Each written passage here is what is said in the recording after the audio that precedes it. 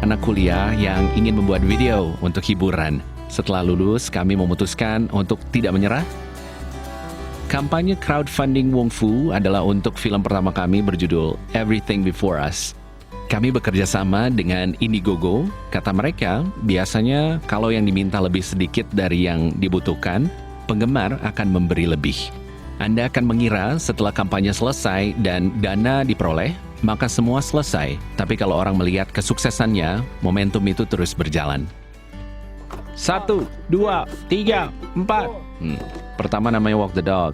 Lalu mereka bilang, bagaimana kalau Walk of the Earth? Nah, itu dia.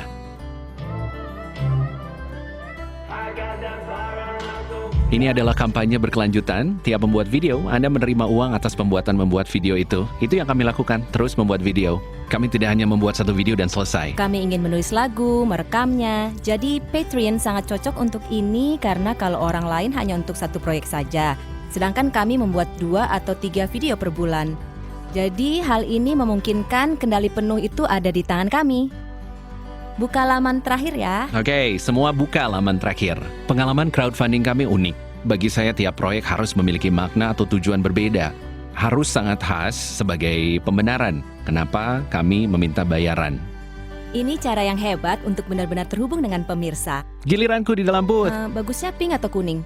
Mencari cara menyajikan kampanye harus dilakukan dengan sangat cermat. Karena kalau tidak mengemas kampanye dengan baik, kesannya tolong sediakan kami uang ya.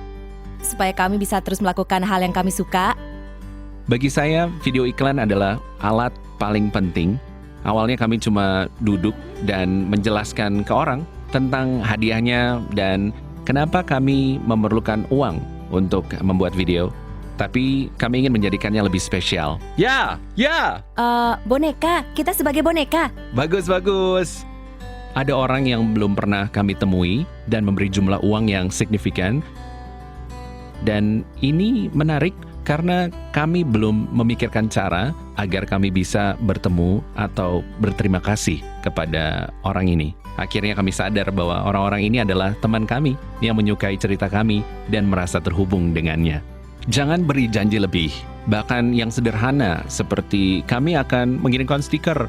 24 jam sehari itu tidak lama dan jika sebagian besar dihabiskan untuk mengirimkan pesanan, maka proyek berikutnya tidak akan bisa dimulai.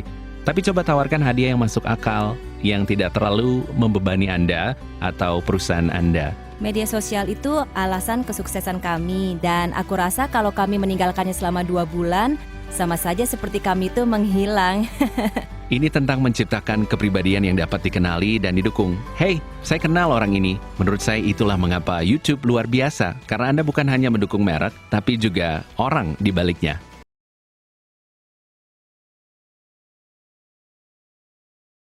Kami punya toko merchandise, desain. Walau memang belum sempurna, karena saya masih terus belajar Photoshop. Ada yang suka ini, mungkin bisa cetak di kaos atau lainnya. Demografi kami adalah usia 13-17 dan 18-24 tahun. Itu 2 grup terbesar. Maka saya bilang, orang di usia ini suka topi snapback. Bagaimana kalau kita cetak logo Overland Park di topi snapback? Coba cetak logo Britney dan Shay di topi snapback dan lihat apakah mereka suka. Dan tak lama, banyak yang posting tweet gambar, aku dapat topi snapback Overland Park.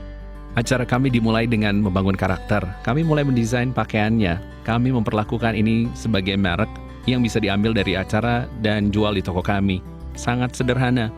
Pertama kali memilih kaos, saya dan Carlo memilah dan membuat daftar semua kutipan populer yang disukai banyak orang, yang di-retweet, ditulis di komentar, apapun. Akhir setiap musim kami mengadakan kontes desain kaos penggemar. Kami menjangkau penggemar dan memulai kontes ini karena banyak sekali karya penggemar yang bagus di Tumblr, Twitter, dan DeviantArt. Kami mengajak mereka untuk menciptakan sesuatu bersama-sama. Kami mengumumkan setiap tahun kami memilih 3 desain mereka dan mencetaknya di kaos. Kalian akan dapat kaos serta beragam merchandise.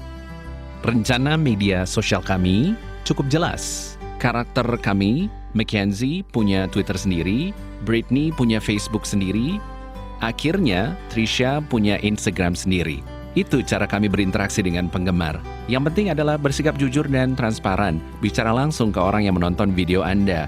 Kami bilang, kalau Anda suka episode ini, klik langganan. Kalau Anda suka kaos ini, Anda bisa beli. Jika Anda beli, kami dapat uang lagi untuk memproduksi lebih banyak episode.